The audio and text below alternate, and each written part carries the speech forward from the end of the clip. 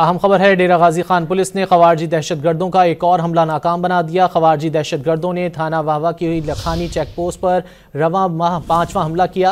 Police जवानों की भरपूर जवाबी कार्रवाई से दहशतगर्द चेक पोस्ट के करीब पहुंचने में नाकाम रहे। मजीद जानेंगे डॉन न्यूज़ के नुमाइंदे वसीम रियाज से। वसीम, मजीद क्या मालूम हो सका? जी देखिए, बिल्कुल तर्जुमान पंजाब पुलिस के मुताबिक शहरी के वक्त 10 से 12 खवारजी दहशतगर्दों ने चेक पोस्ट लखानी पर जो है वो तीनों तरफ से हमला किया।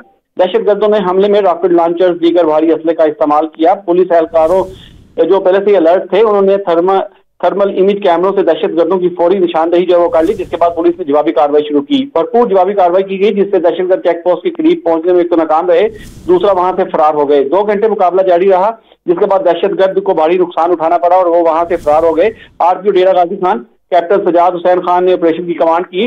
डीपीओ डेरा गाजी खान सैयद अली की जेर कमांड QRF टीम बर वक्त लखानी चौकी पहुंची, जिन्होंने मजीद सर्च ऑपरेशन जो है वो शुरू किया।